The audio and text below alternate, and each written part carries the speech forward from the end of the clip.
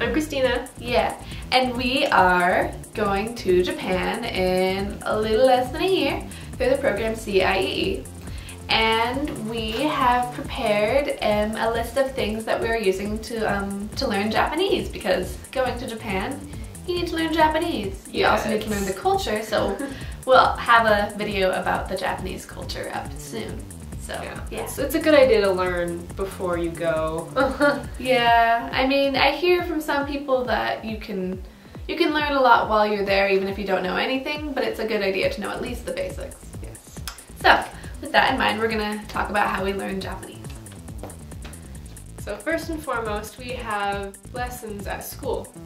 Our teacher went to Japan on his mission, so he teaches us Japanese. So there's one option. So a mission is, for those of you who are not, you know, LDS or Mormon, basically where, you know, those missionaries you see who are all in suits and come to your door and all like, knock, knock, knock, be a Mormon, please. And then basically those are 19-year-old Mormon boys who are all like, okay, we're gonna go on our mission, and they get sent off to some country for like 2 years, and they go and they spread the Book of Mormon and Mormon ideas. So our teacher, being a Mormon, was sent to Japan on his mission. So he spent 2 years there, and he had to talk to a lot of people, so his Japanese skills got to be pretty good. So he's American and he knows Japanese. That's the most important way that we're learning Japanese right now. So number 2 is Rosetta Stone. Both of us have Rosetta Stone, and it is really a great program. It is. It's very helpful and you can learn a lot, but you have to make sure to keep up with it. That's the one thing. You know, if you're going to use it, you have to make yourself use it. Yeah. And the other thing about Rosetta Stone is that there is a significant price. For 3 levels of Japanese, it is about $400, and per level it's about $175 if you want to purchase them individually. Yes. Yeah, but we were just looking on their website, and it looks like they might have a subscription service where you can subscribe for like a month and for $20 or something like that. Yeah. So we haven't really looked into that yet. Or you could subscribe for like a year for probably a lower price. Pen pals. Yeah! An awesome way to learn Japanese. More relevant today is the language exchange partner. Skype is a very important tool for that, because you can just talk to them for free wherever, whenever. Time zones can be a bit of a problem though. You'll have to work that out. Yeah. Usually if you live in the US, the best time is afternoon for you, because it's morning for them and it works out alright. Other than that though, it can be a bit of a hassle. There's also like early in the morning for us, which like if you're an early mourner,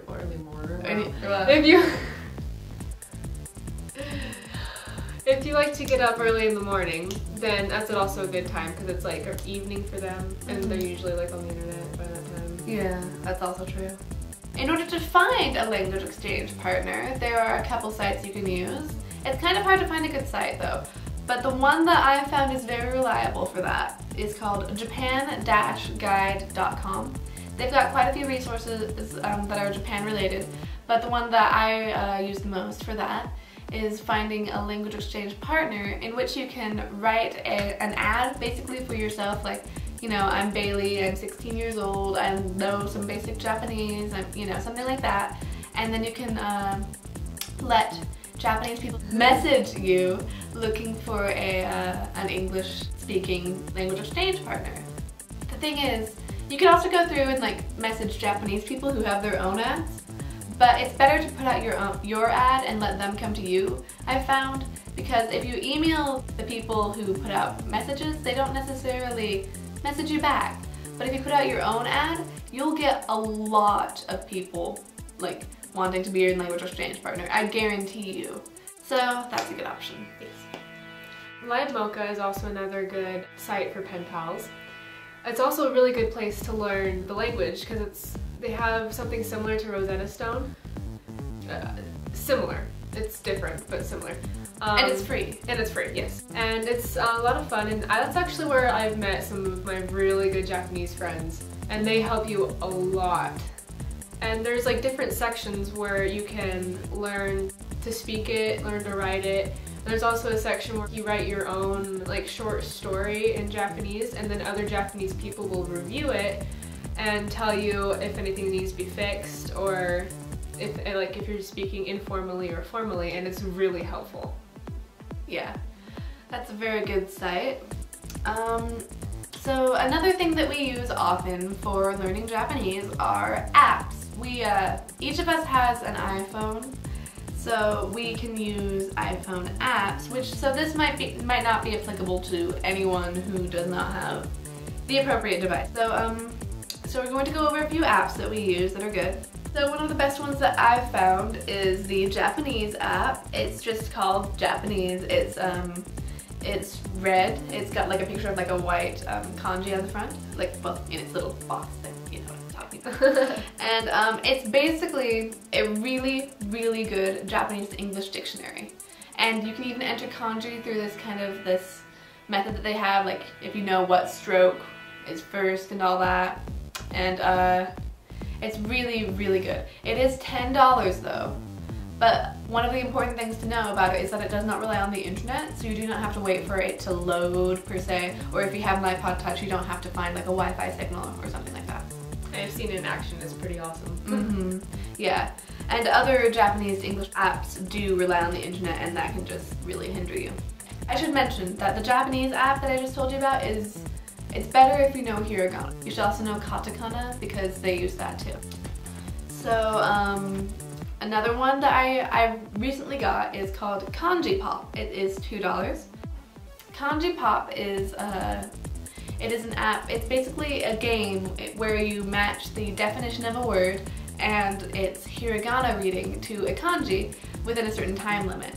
And it's, you know, it's a pretty simple game, but it's fun, and so it's a good way to learn your kanji, which is a very difficult thing to do. That's one of the most difficult parts of Japanese.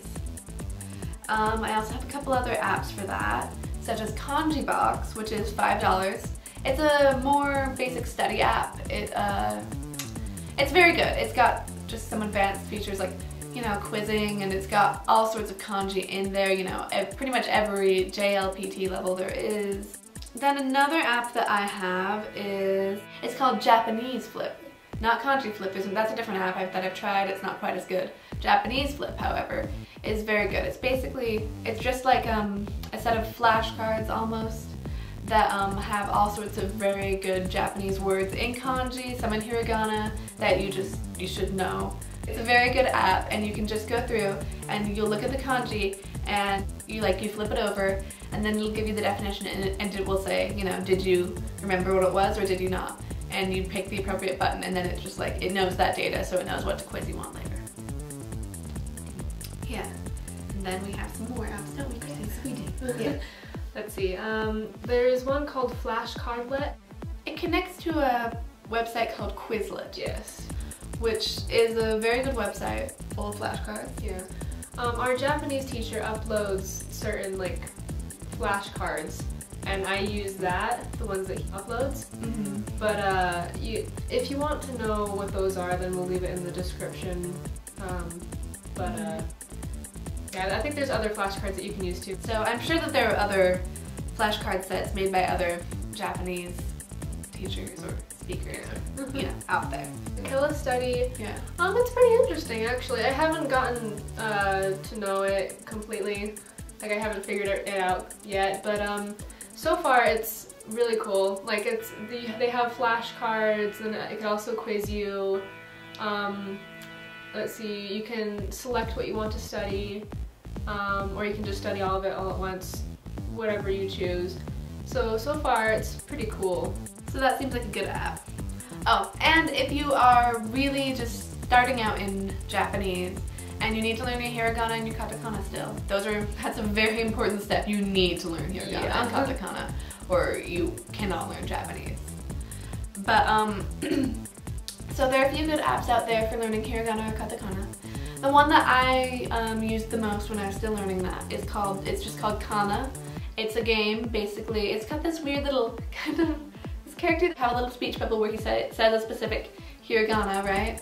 And then you just type in basically the romanized version of that. So if it's the hiragana for sa, you will type in SA.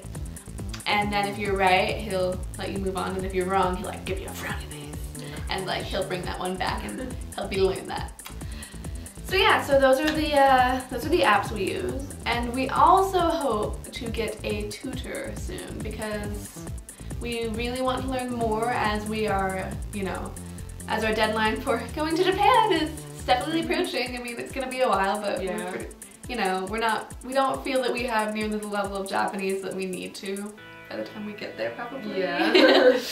Yeah. So we're hoping to find a native Japanese person to tutor us. There's a Japanese Buddhist temple in our area that we'll probably like put out like an ad there or something, you know, just like flyers or whatever. Yeah. And yeah, so that's our video. Yep, that's our video for learning Japanese. Owari. Owari. Bye. Be sure to subscribe. Yeah. Subscribe. Like rate this video. Yeah, like it please. Yeah. Yeah, like it. Do it. Yeah.